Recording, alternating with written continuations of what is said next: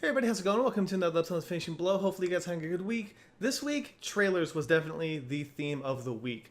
A lot of cool things I want to tell you guys about, but definitely check out all the trailers. I'll have the annotations in the bottom, as well as the ones that you can click on the window so that you can check them out and see them in all their glory. But first, I want to kick things off with a little bit of news, talking about Scott Adkins being offered a role on the Raid Remake. Now, this isn't a proper offer. This is kind of more Patrick Hughes saying that he's considering Scott Adkins for a role, but nothing's been extended out to Adkins as far as I know.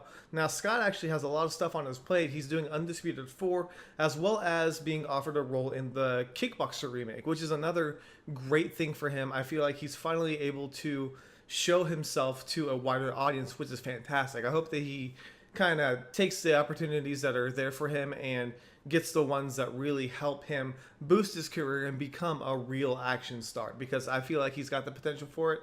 And hopefully these films, you know, like whether he does the Raid remake or the Kickboxer remake, will really put him up to a whole nother level. So anyways, whether Scott gets it or not, I'm really glad that Patrick Hughes is considering Scott for a role, and I will let you guys know more as soon as I find out. Alright, moving forward, I do have some really weird news as well. The Borderlands film, which was being produced by Bay Logan, it's got a name change, and it's called Covert Operation, and it's really kind of meh. I don't know. You guys can see the cover art right there next to me, and it just doesn't look that good. It feels really generic. I know the Borderland itself isn't really a big, like, eye-catching title, and they may have changed it because of, like, I think of the video game franchise Borderlands, which, you know, it's only an SOA, but that may be why they changed it. I'm not quite sure, but the thing is, it seems really weird that they would pick such a generic title, and I hope that this doesn't hurt the sales or the marketing for this film. I feel like the film itself has a good shot as if it could just get its reach out there. So we'll see how it goes, but it's actually coming out here real soon, so I'm going to try and grab it myself and do a review for it as soon as I can find it when it's released. Alright, so let's go ahead and kick off some trailers, shall we? Trailer fest going on here.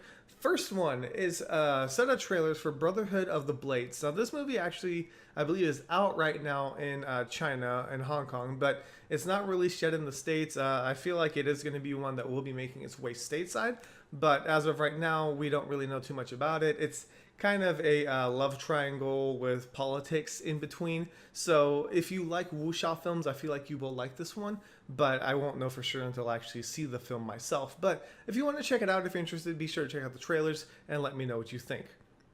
Alright, another movie that came just way out of left field for me was a film called Mystic Blade. Now, the trailer is going to be up for you to check out, but the story, the main character, his wife dies. Him and his wife get murdered. The cries of his son bring him back to life. So okay, we'll give them that. And then he forges a blade out of his wife's ashes to kill the people that were responsible for their deaths.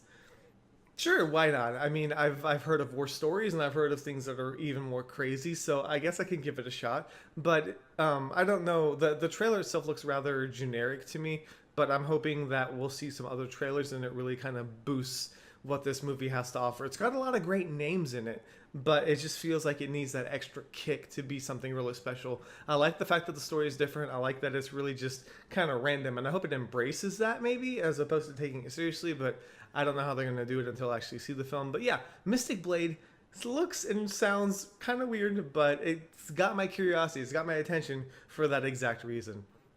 Alright, if you guys want a movie that you can really get excited about, though, this film called Brush with Danger, I think is really well done. It's actually written and stars Ken and Liu Zhang, I believe. I think I pronounced that right. Sorry if I didn't.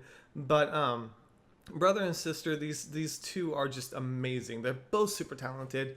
The older sister doing the directing responsibilities as well as co-writing and starring in the film, which is ridiculous. But I just feel like it's such a fresh take on the genre. You know, we've seen people that are forced to fight against their will, or some underground corporation that wants them to do things and whatnot. But this one, it's like the concept of art, you know, because the sister is doing paintings, and then you find out that she's doing them for corrupt reasons while the brother is practicing his martial arts. So it's like they're both doing what they were meant to do, but for the wrong reason. I feel like there's a really cool message that could be displayed in that, as well as some really promising action sequences. But I don't want to give too much away. Be sure to check out the trailer, and also give them a like on Facebook and their official website if you guys are really interested in it. It will have a limited run in the US, and then I think it's going to have a DVD release. So looks really cool, and hopefully we get to see more of it real soon. Alright, so lastly, for the trailer side of things, I saved the best for last, and I didn't do it on purpose, but that's just how it went. We got a trailer for Kenshin, The Legend Ends. Now, this movie I think is going to be amazing. The trailer showcases some fantastic choreography. Obviously, when you watch this trailer, you know which parts did not make it into the first part of the film.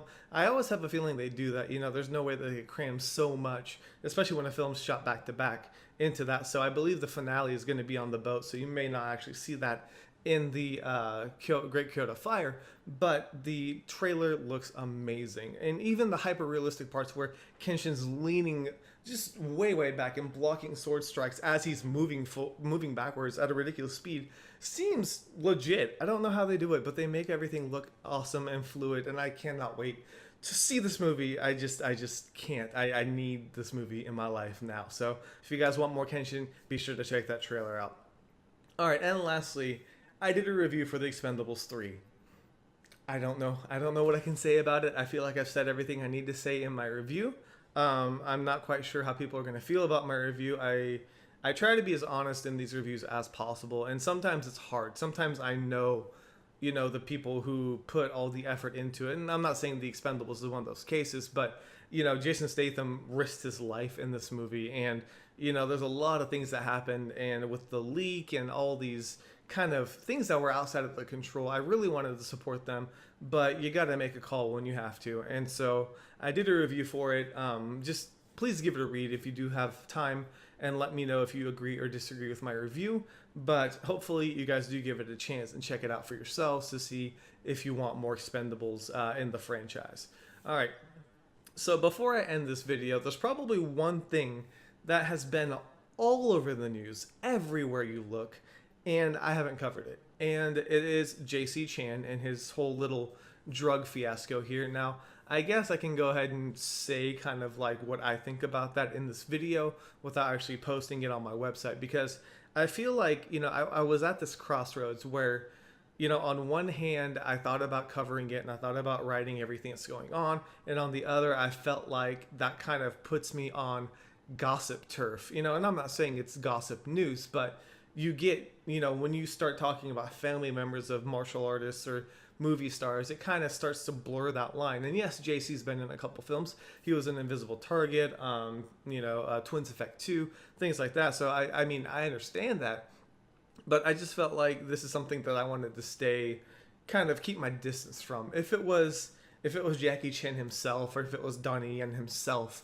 you know, I would. But if it was like Jet Li's daughter does this and this, I probably wouldn't cover it. And so I decided I'm going to stick to my weird moral code and not cover it. I feel like you guys can get that news anywhere. And if you don't know what I'm talking about, surprise, you can find it online pretty much everywhere you look. Jackie's issued a statement on his official website. You can see things like that. But for me, I feel like I'm going to focus on the martial arts news and kind of the individuals that are directly related to that genre. I know it's niche. I know that I'm kind of alienating myself from a possibility of having a bigger audience, but I feel like you guys that watch these videos, you guys that come to my website, know exactly what you want, and that's who I want to cater to. You guys are the reason why I do this, and that's why I keep going forward. So that's it. That's my 2 cents on JC and what's going on with him, but I wish them the best of luck. I know that any kind of bad press like that can be very hard, especially when your father's Jackie Chan.